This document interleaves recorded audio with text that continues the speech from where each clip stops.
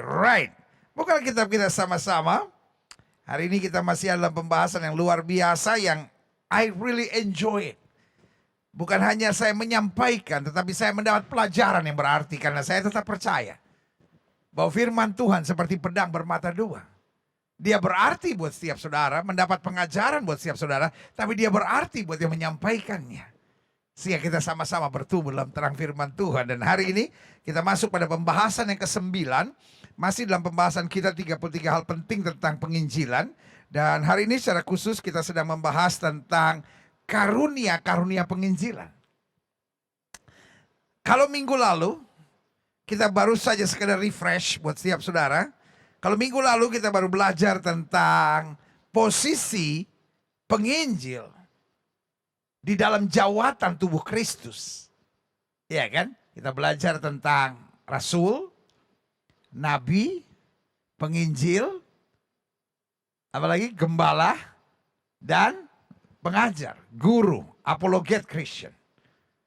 Nah hari ini kita mau bicara bahwa penginjil, karena minggu lalu saya sudah jelaskan buat setiap saudara, penginjil pelayanannya penuh dengan mujizat, tanda-tanda, dan karunia-karunia Allah.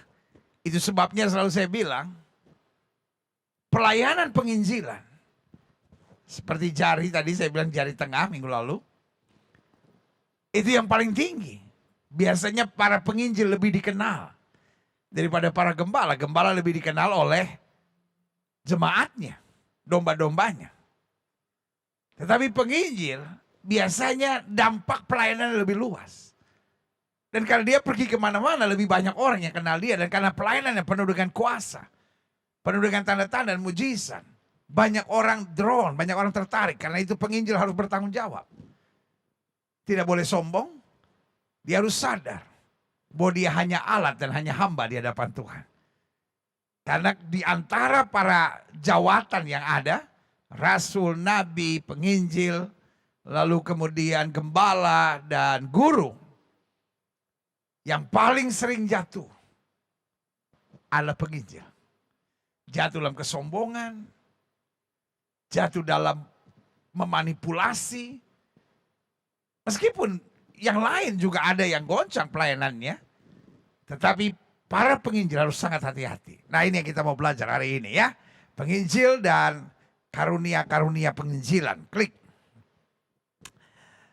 Roma 12 ayat 6-8. Demikianlah kita mempunyai karunia yang berlain-lainan. Ingat ya. Menurut kasih karunia yang dianugerahkan kepada kita. Jika karunia itu adalah untuk bernubuat. Jelas ya. Ada karunia dalam Alkitab yang namanya bernubuat. Tapi jangan lu buat-buat. Iya kan. Dan Alkitab tidak pernah bilang akan berakhir. Iya kan. Nubuat akan berakhir betul ketika yang sempurna datang. Tapi saudaraku yang kasih dalam Tuhan. Ini konteksnya adalah ketika Kristus datang kembali. Karena dia menjadi yang sempurna. Bukan ketika Alkitab di kanon atau apapun. Tidak ada konsep itu dalam Alkitab. Come on. Ya kan? Jangan bikin-bikin lah. Ya kan? Itu namanya lu buat-buat. Ya kan? Lu buat-buat sendiri gitu. Karena Alkitab di kanon apa dasarnya. Nggak ada sama sekali. Saudara ya kan? Lihat. Baiklah kita melakukannya sesuai dengan iman kita.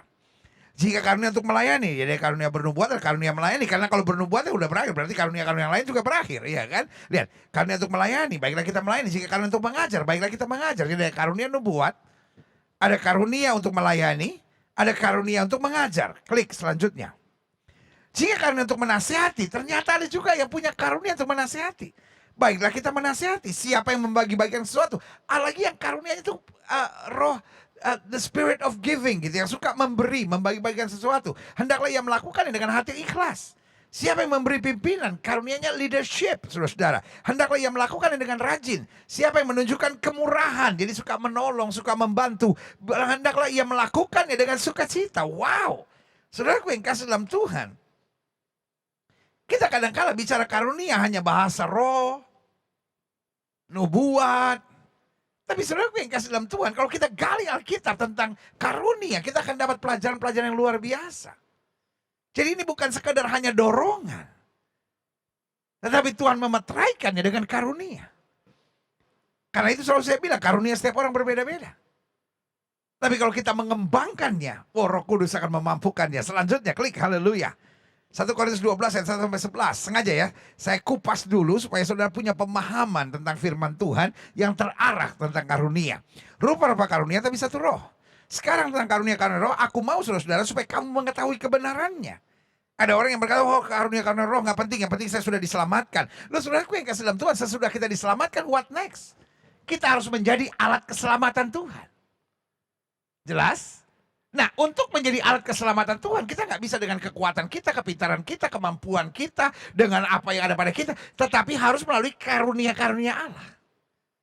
Makanya Alkitab bilang terkutuklah orang yang mengandalkan kekuatannya sendiri. Pelayanan harus disertai dengan karunia. Itulah janji Tuhan. Makanya Paulus bilang apa? Sekarang tentang karunia-karunia, aku mau saudara-saudara supaya kamu mengetahui kebenarannya. Kamu tahu, pada waktu kamu masih belum mengenal Allah, kamu tanpa berpikir ditarik kepada berhala-berhala yang bisu. Artinya apa? Berhala-berhala ada kuasa. Kuasanya dari mana? Kuasa kegelapan. Nah, anak-anak Tuhan juga harus melayani dengan kuasa. Kuasanya dari mana? Karunia-karunia Roh Kudus, jelas. Iya kan? Nah, makanya saudara gue kasih dalam Tuhan, terlalu banyak pengajaran-pengajaran yang tanpa disadari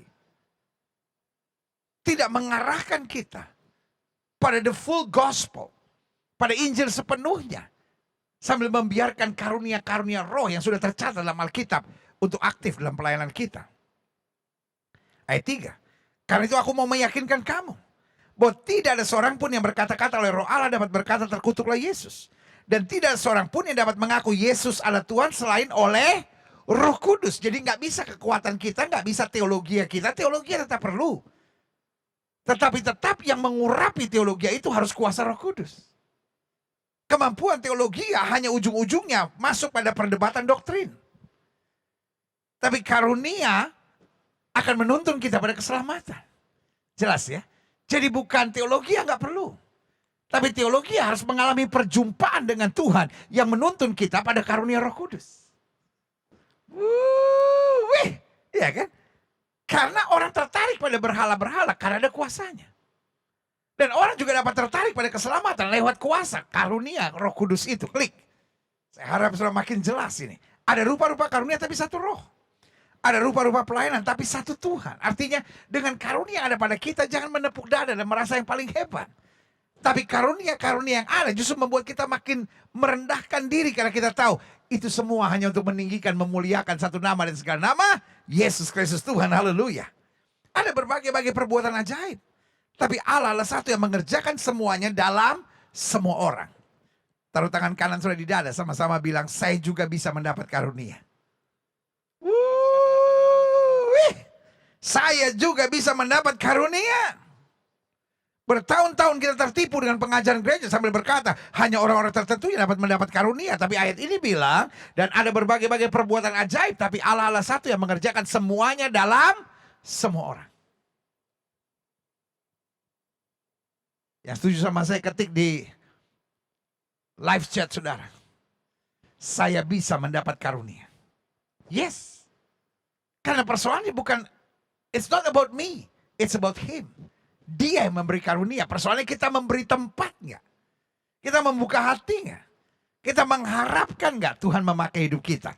Karena Alkitab bilang Tuhan tidak akan membuang mutiara ke mulut babi, saudara. Tapi kepada tiap-tiap orang dikaruniakan pernyataan roh untuk kepentingan bersama. Jadi karunia itu untuk kepentingan bersama, ayat 8. Sebab kepada seorang roh memberikan karunia untuk berkata-kata dengan hikmat. Kepada yang lain roh memberikan karunia berkata-kata dengan pengetahuan. Jadi lihat ya, ada karunia untuk berkata-kata dengan hikmat. Terjemahan Alkitab yang lalu bilang marifat, ya kan? Lalu pengetahuan. Selanjutnya ayat 9. Kepada yang seorang roh yang sama memberikan iman. Setiap kita punya iman. Tapi ada karunia yang bernama karunia iman. Jadi imannya ini extraordinary karena imannya bukan sekedar iman biasa, tapi iman yang disertai dengan karunia. Dan kepada yang lain, ia memberikan karunia untuk menyembuhkan. Setiap kita diperintahkan Tuhan untuk berdoa buat yang sakit. Kalau ada saudara yang sakit. Tapi ada karunia khusus. Jadi kalau ada orang-orang yang bilang, oh enggak ada itu karunia kesembuhan, apa itu? Saudara gue kasih dalam Tuhan, baca Alkitab. Kadang-kadang penafsiran saudara ngaco-ngaco gitu. Oh karunia kesembuhan sudah berlalu. Kapan berlalunya? Alkitab bilang kok. Ada karunia untuk menyembuhkan. Jelas saudara-saudara. Kepada yang seorang roh memberikan kuasa untuk mengadakan mujizat. Ada lagi yang pelayanannya mendapat karunia pelayanan mujizat. Dan kepada yang lain ia memberikan karunia untuk bernubuat. Kepada yang lain lagi ia memberikan karunia untuk membedakan bermacam-macam roh. Lihat ya, ada karunia lagi. Kepada yang seorang ia memberikan karunia untuk berkata-kata dalam bahasa roh. Kepada yang lain ia memberikan karunia untuk menafsirkan bahasa roh itu. Nah, ini bukan bahasa roh dalam penyembahan. Ini bahasa roh dalam karunia, artinya ada pesannya. Dan karena ada pesan berarti ada yang menerjemahkannya. Wow, luar biasa. Selanjutnya ayat 11. Tapi semuanya ini dikerjakan oleh roh yang satu dan yang sama, yang memberikan karunia kepada tiap-tiap orang secara khusus seperti yang dikehendakinya. Tugas kita membuka hati. Tugas kita merindukan untuk dapat dipakai Tuhan. Maka Tuhan akan memberikan karunia sesuai dengan kehendaknya. Haleluya. Klik. Nah, saya mau sengaja saya kasih banyak ayat dulu supaya saudara ngerti dasar-dasarnya. 1 Korintus 12 ayat 27 sampai 31. Kamu semualah tubuh Kristus.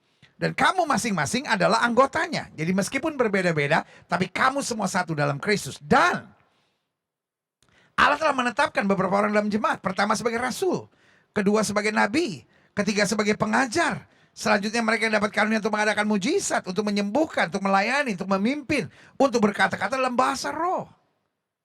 Lihat ya, penjelasannya sangat lengkap, saudara-saudara. Artinya, Tuhan mau setiap orang terlibat. Ya, setuju sama saya, katakan Tuhan mau saya terlibat. Ayo, come on. Saya kan udah bilang harus interaktif. Sama-sama bilang sama saya, Tuhan mau saya terlibat. Amin. Kalau saudara setuju, ketik di live chat saudara. Saya siap terlibat. Ayo, saya siap terlibat. Yes, anak-anak muda, saya siap terlibat. Bapak-bapak, saya siap terlibat. Ibu-ibu, ayo saya siap terlibat. Kaum profesi, ayo saya siap terlibat. Terlibat dalam apa? Kegerakan rohani untuk keselamatan jiwa-jiwa. Yes. Selanjutnya, ayat 29. Adakah mereka semua rasul atau nabi atau pengajar? Adakah mereka semua mendapat karunia untuk mengadakan mujizat? Atau untuk menyembuhkan, atau untuk berkata-kata dalam bahasa roh, atau untuk menafsirkan bahasa roh? Ayat 31, saya ingin kita baca sama-sama. Ayo, di rumah masing-masing, ayo baca ya bersama saya. 1, 2, 3. Jadi, berusahalah untuk memperoleh karunia-karunia yang paling utama. Dan aku menunjukkan kepadamu jalan yang lebih utama lagi. Jadi, saudara yang kasih dalam Tuhan, memang karunia disediakan Tuhan. Tapi Tuhan juga melihat kerinduan kita. Tuhan juga lihat our passion. Tuhan juga lihat kesungguhan kita untuk di mana Tuhan sebetulnya menempatkan pelayanan kita. Makanya ayat istilahnya dipakai ayat 31, jadi berusahalah. Betul dia sediakan. Tapi dari pihak kita harus mengusahakan karunia-karunia yang Tuhan arahkan kita. Selanjutnya klik. 1 Korintus 14 ayat 1, kejarlah kasih itu. Usahakanlah, diulangi sekali lagi. Usahakan dirimu memperoleh karunia karena roh. Terutama karunia untuk bernubuat, untuk memberi kekuatan kepada orang, untuk memberi semangat, untuk memberi penyingkapan wahyu, penyingkapan kehendak Tuhan. Itu yang Tuhan mau. Jelas ya? Klik. 1 Korintus 14 ayat 12. Demikian pula dengan kamu. Kamu memang berusaha untuk memperoleh karunia karena roh. Tapi lebih daripada itu, hendaklah kamu berusaha mempergunakan untuk membangun jemaat. Jadi, maksud Alkitab, setelah kita berusaha untuk mendapatkan karunia-karunia roh, itu bukan untuk kompetisi. Itu bukan untuk merasa, wah saya dong lebih hebat dari dia, saya punya karunia, dia belum ya. So kepukul di otak itu namanya. Tapi yang Tuhan mau, the end of the day, kenapa kita dipercaya Tuhan dapat karunia? Untuk membangun tubuh Kristus. Untuk membangun jemaat. Untuk meluaskan kerajaan Allah. Untuk meninggikan satu nama di atas segala nama, Yesus Kristus Tuhan. Haleluya. Yes, selanjutnya. Seorang penginjil. Saya jelaskan di sini ada 4 kriterianya seorang penginjil. Memang ada seorang satu, berbagi kesaksian pengalaman dengan Tuhan. Jadi kalau saudara dengar penginjil menyampaikan firman Tuhan, penginjil berbicara kepada sesamanya, dia bukan menyerang doktrin orang, dia bukan menjatuhkan orang, dia bukan menghakimi orang, tapi penginjil senang berbagi kesaksian pengalaman dengan Tuhan. Makanya selalu saya bilang, kalau kita nggak punya pengalaman dengan Tuhan, what can we share? Akhirnya cuma cerita-cerita motivasi belaka. Oh, nggak bisa. Seorang penginjil memang memberi motivasi, tapi seorang penginjil bukan motivator. Motivator kan senang tuh, kumpulin cerita-cerita gitu aja untuk memberi semangat. Tetapi seorang penginjil harus seorang yang mengalami perjumpaan dengan Tuhan. Harus seorang yang punya pengalaman dengan Tuhan. Makanya selalu saya bilang, kalau saudara punya pengalaman dengan Tuhan, saudara hanya ibu rumah tangga kah, saudara seorang pelajar kah, saudara seorang mahasiswa, share. Sesuatu yang mungkin menurut saudara sederhana, tetapi akan menjadi berkat buat orang lain. Dan Roh Kudus akan mengurapi dan itu akan menolong dan memberi semangat, memberi kekuatan buat banyak orang. Yang kedua, apa kriteria seorang penginjil? Seorang penginjil adalah seorang yang berbagi kehidupan keseharian yang menjadi berkat. Jadi bukan hanya pengalamannya, tapi sharing life. Bahasa Alkitab bilang, hidupmu adalah surat Kristus yang terbuka yang dapat dibaca oleh semua orang. Jadi kita bukan hanya sharing the gospel, tapi kita sharing life. Orang bisa melihat perbuatanmu. Orang bisa melihat sikapmu. Orang bisa melihat karaktermu. Penginjilan bukanlah peran dalam sebuah drama. Karena lagunya itu dulu tahun 70-an kali ya. Dunia ini panggung sandiwara, ceritanya mudah berubah. Ya, ada peran wajah. Ada peran pendeta. Ini parah ini. If you can't share your life, saya beri nama engkau orang munafik, saudara. Karena seorang penginjil bukan hanya seorang yang pintar berkhotbah, tapi dia pastikan dia hidup di dalam apa yang dia sampaikan dalam firman Tuhan. Manusia hidup bukan dari roti saja, tapi dari setiap firman. Nah, kalau kita hidup dari firman, maka kita akan menunjukkan firman dalam keseharian kita. Yang ketiga, seorang penginjil memang adalah seorang yang apa? Menyampaikan semangat dan kekuatan sebagai berita baik. Seorang penginjil gak akan jatuhkan orang. Seorang penginjil dia selalu memberi semangat. Karena bahasa Yunaninya penginjil adalah euangelion. Apa itu euangelion? Kabar baik. Sama-sama bilang sama saya, kabar baik. Suami, engkau harus jadi penginjil buat istrimu. Memberi semangat, memberi kekuatan. Orang tua, engkau harus jadi penginjil buat anak-anakmu. Tetangga-tetangga, engkau harus menjadi penginjil buat tetangga-tetanggamu. Selalu memberi semangat, selalu memberi kata-kata positif, membangun kata-kata yang membangkitkan semangat, menggairahkan, bukan menjatuhkan, menghancurkan, menghakimi, dan melukai. Jelas ya. Yang keempat, ciri seorang penginjil. 1, berbagi kesaksian, pengalaman dengan Tuhan. 2, berbagi kehidupan keseharian yang menjadi berkat. 3, menyampaikan semangat dan kekuatan sebagai berita baik. Yang keempat, menyampaikan firman Tuhan yang memberikan pengharapan, jawaban, serta penuntun pada keselamatan kekal. Jadi dia seorang yang bisa menasihati orang. Tapi bukan mentungin orang, bukan menghakimi, bukan menyerang, bukan memojokkan orang. Tetapi dia bagikan firman Tuhan yang menyadarkan. Firman Tuhan yang menyejukkan. Firman Tuhan yang memberikan tuntunan dan jawaban. Sehingga kalau orang kawin cerai, dia ingatkan. Bukankah Allah benci perceraian? Ya tapi suami gue udah begini-begini. Tuhan yang sama yang berkata aku benci perceraian. Tuhan yang sama yang berkata mari kamu yang letih lesu dan berbeban berat, aku beri kelegaan kepadamu. Boleh gak gue doain elu? Ini dia. Saudaraku, hal yang terdahsyat yang kita bisa buat adalah memberi kekuatan, memberi semangat, memberi tuntunan firman. Karena saya tetap percaya, langit dan bumi boleh lenyap, tapi firman Allah tinggal tetap. Firman Tuhan itu yang punya kuasa. Waktu kita mulai share, bukan mengkhotbahkan orang, tapi share the value of kingdom of God. Berbagi nilai-nilai kerajaan Allah yang tercatat dalam firman Tuhan. Ketika orang sakit hati, orang benci, kita bilang, gak usah balas yang jahat dengan yang jahat. Karena kalau kita balas yang jahat dengan yang jahat, sama jahatnya. Tapi kalau kita mengampuni, kita memberi tempat untuk murka Tuhan. Pembalasan itu hak Tuhan. Masalah orang itu mau ikut atau tidak itu urusannya. Tapi seorang penginjil dia tetap akan mengabarkan firman. Selanjutnya, klik. Saya catat di sini begini. Namun yang terutama juga, di samping keempat hal itu, seorang penginjil harus membuktikan Tuhan itu hidup melalui bukti-bukti nyata pelayanannya dengan tanda-tanda serta mujizat. Dan intinya sederhana, kalau kita memulai, Tuhan yang akan melengkapi. Jadi bukan berarti kalau saya nggak ada tanda-tanda mujizat dalam pelayanan saya, oh berarti saya nggak perlu menginjil. No, saudara yang kasih dalam Tuhan, kalau kita setia dalam perkara kecil, Tuhan memberkati dalam tanggung jawab yang lebih besar. Artinya Tuhan memperlengkapi. Klik. Lihat Kisah Rasul 14 ayat 3. Paulus dan Barnabas tinggal beberapa waktu lamanya di situ. Mereka mengajar dengan berani karena mereka percaya kepada Tuhan. Dan Tuhan, dengar ya, bukan karena mereka ya. Dan Tuhan menguatkan, memeteraikan berita tentang kasih karunia-Nya dengan mengaruniakan kepada mereka kuasa untuk mengadakan tanda-tanda dan mujizat. Jadi kalau kita mulai mengabarkan Injil,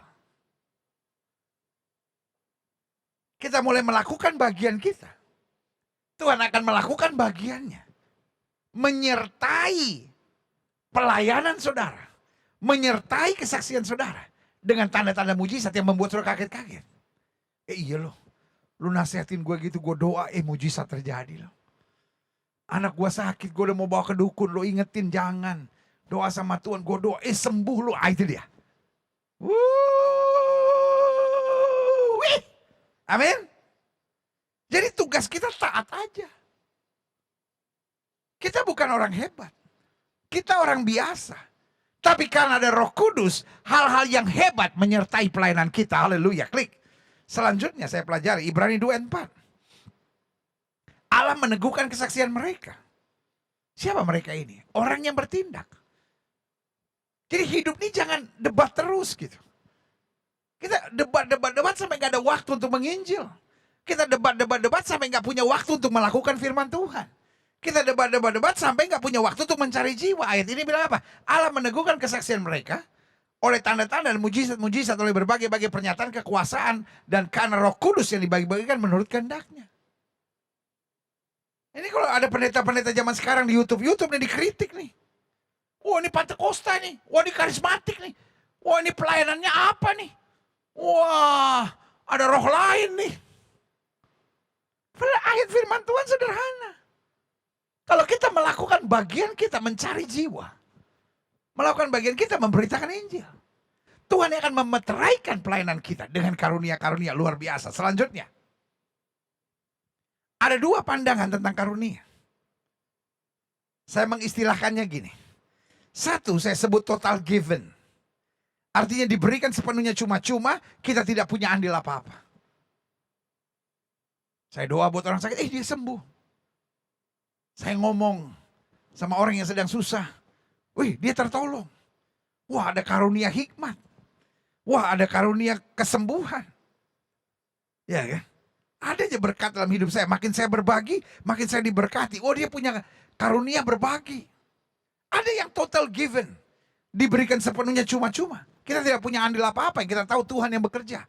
Tapi yang kedua, ada pandangan tentang karunia yang disebut attainment. Penambahan. Artinya gini. Diperjuangkan dengan syarat-syarat khusus yang perlu kita jaga. Jadi artinya gini. Kita pengen berbagi tapi belum punya. Tapi dengan sedikit yang ada pada kita, kita mulai. Tuhan tambahkan. Makin kita sungguh-sungguh, makin Tuhan berkati. Sama seperti orang doain orang sakit, mati. Tapi dia tetap doain. Yang kedua, mati lagi, dia tetap doain. Yang ketiga, mati lagi, dia tetap doain. Yang keempat, mulai semakin baik. Yang kelima, mulai semakin baik. Tapi passionnya untuk mendoakan kesembuhan. Orang sekarang gampang sekali menghina orang-orang yang mendoakan orang sakit. Betul. Mereka yang melayani pelayanan kesembuhan tidak sempurna. Mereka bukan Tuhan Yesus. Yang sempurnanya Tuhan Yesus. Kadang-kala metodenya ada yang pakai didorong-dorong, terlalu emosional. Ada yang gayanya. Saya pernah lihat satu kali ada yang doain orang sakit pakai tali. Ada yang pakai minyak urapan. Gayanya lain-lain. Tapi yang penting bukan sarananya. Itu kan hanya point of contact-nya aja. Tapi yang penting kita tahu bukan talinya yang menyembuhkan, bukan sapu tangan yang menyembuhkan, bukan minyak urapan yang menyembuhkan, Tuhan Yesus yang menyembuhkan. Apakah Tuhan Yesus bisa menyembuhkan melalui tali, melalui sapu tangan, melalui minyak urapan, melalui perjamuan kudus? Bisa saja, yang penting iman kita pada Tuhan Yesus. Jangan cuma asal ngeritik dong. Ingat gak orang buta? Satu kali Yesus menyembuhkannya dengan apa? Meludah ke tanah dan mencampur dengan tanah liat. Siapa yang mau kritik? Pelayanan aneh. Coba kalau sekarang saya doain orang, saya ludah ke tanah, saya campur tanah liat, saya tempel di mata saudara. Langsung viral saudara. Pendeta sesat. Nah, Yesus buat itu. Halo. Ini mau mengajar kepada kita. Bahwa caranya bisa berbeda-beda, tetapi tujuannya satu, nama Yesus. Jelas? Iya kan? Jadi ada karunia yang dapatnya total given, ada yang attainment. Jadi ada yang langsung kita dapat, tapi ada yang perlu kita perjuangkan terus, lalu kemudian Tuhan tambahkan. Klik. Saya percaya, memang karunia atau juga talenta pada awalnya semua diberikan sebagai total given. Namun masih sangat basic dan sederhana. Jadi artinya, kita jangan puas dengan pemberian pertama karunia yang ada pada kita. Karena kalau kita jalani terus, kita rawat karunia itu. Iya kan? Karunia saudara mungkin mengajar, karunia saudara mungkin leadership, karunia saudara mungkin berbagi, karunia saudara mungkin counseling, karunia saudara mungkin melayani, serving people. Iya kan? Dan kalau kita setia dengan karunia itu, Tuhan akan menambah-nambahkan, kata Alkitab, memeteraikan dengan apa? Tanda-tanda ajaib dan kuasa Tuhan. Haleluya. Selanjutnya klik. Bandingkan Matius 25 ayat 15. Yang seorang diberikannya berapa? 5 talenta. Yang seorang lagi 2. Yang seorang lain lagi 1. Masih sangat raw. Sangat basic. Mungkin yang satu bilang, oh tapi dia 5 udah banyak. Loh tapi waktu dia jalankan, dia attainment, 5 itu jadi berapa? 10. Jangan pernah bangga sama karunia kita. Karena karunia bukan untuk dibanggakan. Karunia bukan untuk dikompetisikan siapa yang karunia lebih banyak. Tapi karunia untuk kita pakai dengan pengertian. Kepada yang diberi banyak, dituntut juga banyak. Klik. Wow. Seru ini. Ini salah satu pelajaran yang paling berat dalam pembahasan kita tentang 33 hal penting tentang penginjilan. Namun jika kita mengusahakannya, karunia-karunia kita itu maksudnya, talenta-talenta kita itu, Tuhan akan memberkatinya dengan perkara yang lebih besar. Klik. Saya catat di sini. Coba lihat Matius 25 ayat 21. Maka kata Tuhan itu kepadanya, baik sekali perbuatanmu itu ya hambaku yang baik dan setia. Engkau telah setia dalam perkara kecil, aku akan memberikan kepadamu tanggung jawab dalam perkara yang besar. Masuklah dan turutlah dalam kebahagiaan Tuhanmu. Lihat dari 5 talenta menjadi 10. Klik. Pertanyaannya, bagaimana mengusahakannya? Ini. Ya kan kita udah dapat karunia nih. Bagaimana supaya karunia kita makin bertambah-tambah? Saya catat di sini ada beberapa hal penting. Yang pertama, dengan memiliki passion. Jadi kita tahu itu bukan sekedar profesi, bukan sekedar kerjaan, dan juga bukan sekedar kebanggaan kita, tapi passion kita. Tuhan, saya lihat banyak anak-anak muda gak ada aturannya. Dan saya dipercaya Tuhan untuk membuat kegerakan orang-orang muda misalnya. Karena karunia saya leadership. Saya mau gerakkan orang-orang di kantor saya untuk melakukan hal-hal yang baik bagi kemuliaan Tuhan. Ada passion. Saya gak tahan lihat orang sakit. Saya mendoakannya. Kalau ada saya berkat, saya belikan obat. Saya bawa ke rumah sakit. Dan kalau Tuhan lihat passion itu semakin sungguh-sungguh, maka dia terus tambahkan karunia itu. Kedua, bagaimana mengusahakannya? Dengan mendekatkan diri pada Tuhan dan terus memperdalam tentang karunia-karunia baik yang kita sudah miliki maupun yang kita rindu miliki. Kan karunia datangnya dari Tuhan.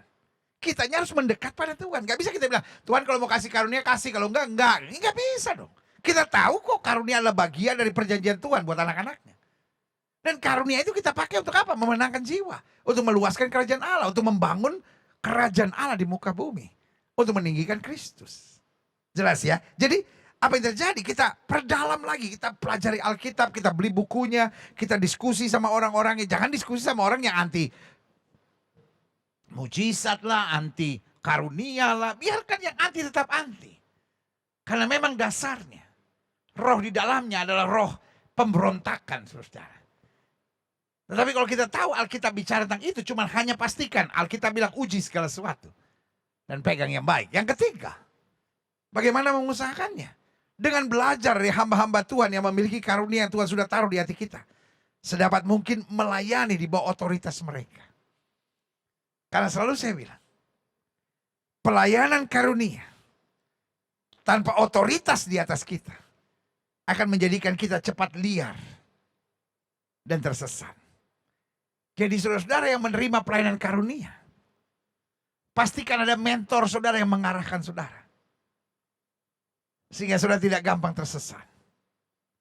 Tidak gampang menyombongkan diri. Dan tidak gampang berkompetisi. Selanjutnya, bagaimana mengusahakannya? Dengan terus mensyukuri karunia yang kita miliki. Dan dengan setia melakukannya. Ada orang-orang yang karunianya hilang. Kenapa? Karena dia merasa, cuman ini. Saya nggak bisa khotbah, cuma ini yang saya bisa. Saya nggak bisa nyanyi, cuma ini. Nah, tapi kalau dia mulai bersyukur dengan karunia dia punya passion, dia rawat, dia mendekat kepada Tuhan, dia minta terus Tuhan bekerja, dan dia mau pakai terus untuk pelayanan pekerjaan Tuhan, maka Tuhan akan tambah-tambahkan. Kalau karunia sudah menggambar, pakai itu untuk kemuliaan Tuhan. Karunia sudah menyanyi. Karunia saudara olahraga misalnya. Karunia saudara kemampuan IT. Apapun karunia-karunia itu, kembangkan terus. Supaya di dalamnya nama Tuhan dipermuliakan. Haleluya. Nah, selanjutnya saya pelajari. Karunia-karunia yang dibutuhkan oleh para penginjil. Ya kan? Saya catat di sini ada 5. Yang pertama, karunia membedakan roh. Penginjil tanpa karunia membedakan roh akan menjadi penginjil yang bisa mengajar keliru, saudara. Bisa punya pelayanan yang keliru dan bisa diombang-ambingkan. Yang kedua, karunia apa yang harus mutlak dibutuhkan para penginjil? Karunia berkata-kata dengan pengetahuan. Artinya tidak ngomong kosong. Tidak ngomong sembarangan. Tidak ngomong menurut kemauannya. Tapi pengetahuan hikmat. Yang ketiga, karunia dengan kata-kata hikmat. Karena seorang penginjil akan berhadapan dengan orang-orang yang dia tidak kenal. Seorang gembala tidak butuh kata-kata hikmat. Karena semua jemaatnya dia kenal, dia tahu. Seorang penginjil dia hadir di sebuah kota, dia nggak tahu apa yang dia mesti ngomong di situ. Tapi Tuhan memberkatinya dengan kata-kata hikmat. Dia ketemu orang, dia nggak tahu mesti bilang apa. Orang konseling sama dia nggak bisa tahu buat apa. Tapi Tuhan memberikan urapan, karunia dengan kata-kata hikmat. Selanjutnya, karena yang dibutuhkan para penginjil, karunia kuasa untuk mengadakan mujizat. Karena seorang penginjil bukan omdo, bukan hanya khotbah doang. Istilah apa itu pendeta khotbah?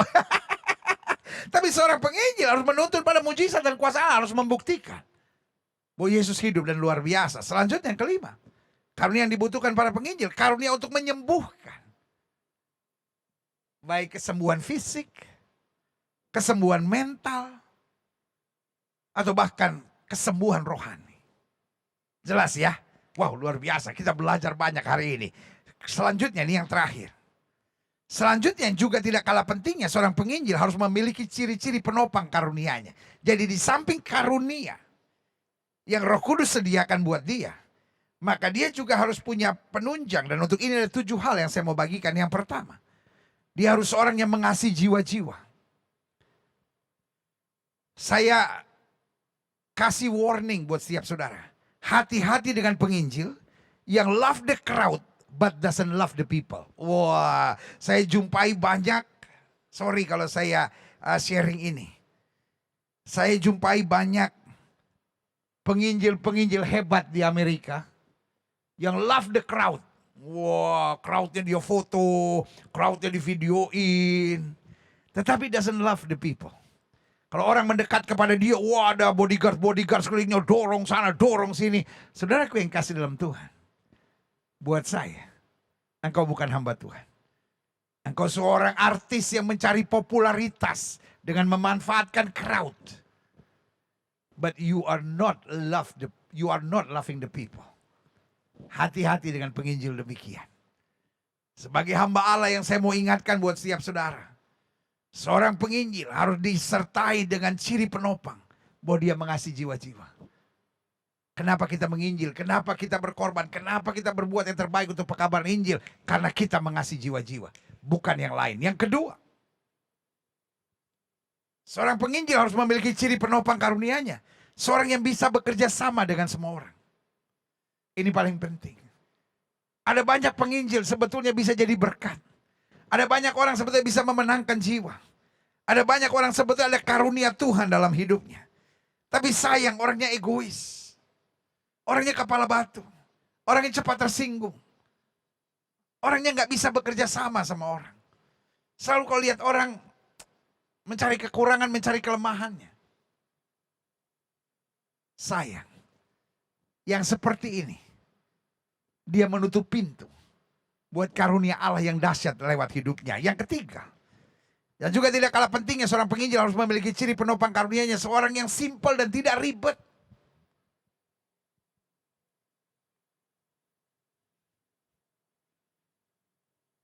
Waktu murid-murid Yesus panik karena ada angin sakal yang meniup. Yesus tidur di buritan. Murid-murid ribet ngatur segala sesuatunya. Sampai akhirnya Petrus berteriak, "Guru, engkau tidak peduli kalau kita binasa." Ribet banget Petrus. Bangunin belum udah marah-marah sendiri. My Jesus is not a ribet God. Yesus saya gak ribet. Dia bangun. Dia bilang, "Diam, tenanglah, tenang." Ada seorang ibu keluar dari kota Nain menangis. Yesus gak ribet. Dia sentuh dan dia sentuh. Mulai dari ibu itu dia panggil dulu, dia bilang, "Ibu, jangan menangis." Tiba-tiba dia sentuh pengusung mayat. Dia bilang, "Letakkan anak itu di bawah." Gak pakai banyak ngomong, gak pakai banyak ribet. Ada banyak pelayanan gak bisa maju. Ada banyak orang harusnya bisa memenangkan jiwa tapi gak bisa. Karena apa? Ribetnya itu. Itu sebabnya karunia apapun, kalau dia ribet, susah majunya. Selanjutnya yang keempat, seorang penginjil harus memiliki ciri penopang karunia-Nya, seorang yang hanya fokus pada doktrin dasar keselamatan. Jadi dia bukan pada doktrin-doktrin yang ribet-ribet yang akannya menciptakan kemudian perdebatan-perdebatan. Pokoknya dia pada doktrin keselamatan. Gak mau aneh-aneh. Karena tugasnya adalah menyeret orang yang sedang antri menuju neraka, menuju surga rumah Bapa yang kekal. Yang kelima, seorang penginjil harus memiliki ciri penopang karunia-Nya, seorang yang berani menyampaikan kebenaran, tidak berjiwa pengecut dan penjilat. Seorang penginjil adalah seorang yang rendah hati, tapi dia bukan pengecut. Seorang yang bisa bekerja sama, tapi dia tidak pernah akan kompromi dengan apapun. Dia tidak pernah akan menjual kebenaran, tapi dia tetap akan hidup oleh kebenaran. Karena Alkitab dengan tegas berkata, kalau kamu tahu kebenaran, kebenaran itu akan memerdekakan kamu. Jelas? Yang keenam, seorang penginjil harus memiliki ciri penopang karunia-Nya. Klik. Dia seorang yang meluangkan banyak waktunya dalam doa dan penyembahan pada Allah. Seorang penginjil bukan seorang yang suka main game. Seorang penginjil mungkin dia punya hobi sesuatu, tapi dia bukan menghabiskan waktunya berjam-jam demi hobinya. Karena seorang penginjil, kerinduannya selalu adalah, Tuhan, biar hari ini saya kembali memenangkan jiwa. Biar hari ini saya kembali menguatkan jiwa. Biar hari ini saya kembali menjadi berkat buat jiwa-jiwa. Karena itu hari-harinya dia isi banyak dengan doa, penyembahan firman, dan kedekatan pada Tuhan. Hati-hati dengan orang yang menyebut dirinya hamba Tuhan, tapi gak pernah luangkan waktu untuk doa, untuk baca Alkitab, untuk bergaul dengan Kristus. Dan yang ketujuh, yang terakhir, saya undang pemain musik maju ke depan. Selanjutnya juga tidak kalah pentingnya seorang penginjil harus memiliki ciri penopang karunia-Nya. Dia seorang yang resilient. Seorang yang tangguh. Seorang yang bisa difitnah tapi tidak putus asa. Seorang yang bisa disakiti tapi tidak membalas yang jahat dengan yang jahat. Seorang yang bisa dikhianati, dicurangi, tetapi tetap dia hadir untuk memberkati. Saudaraku, ada banyak saudara yang sedang bersama dalam ibadah yang luar biasa di rumah saudara masing-masing ini, yang sebetulnya roh Tuhan sedang berbicara kepadamu bahwa engkau dapat dipakai Tuhan untuk memenangkan jiwa. Tapi engkau ribet. Engkau seringkali hanya memaksakan kehendak. Engkau jadi orang yang kepala batu dan mau menang sendiri.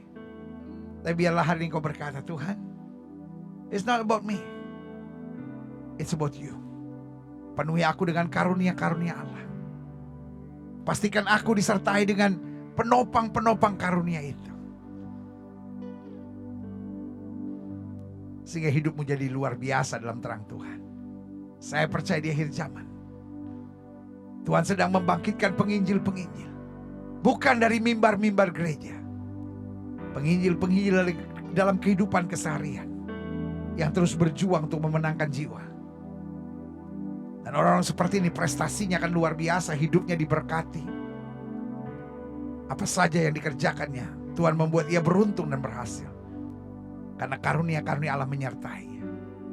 Doa saya buat setiap saudara, biar firman hari ini dimeteraikan oleh Roh Kudus. Suara saya akan berhenti sampai di sini. Tapi saya berdoa Roh Kudus menyingkapkan terus. Karena ini pemahaman yang tidak mudah, saudara-saudara, tentang karunia-karunia ini. Terlalu banyak perdebatan karena pada dasarnya iblis gak suka kita dipenuhi dengan karunia. Iblis gak peduli kita cinta Yesus sejauh kita melayani dengan kekuatan kita sendiri. Tapi waktu kita dipenuhi dengan karunia-karunia, maka apa yang terjadi? Kuasa kegelapan dihancurkan, jiwa-jiwa diselamatkan. Yesus, ku bangga padamu.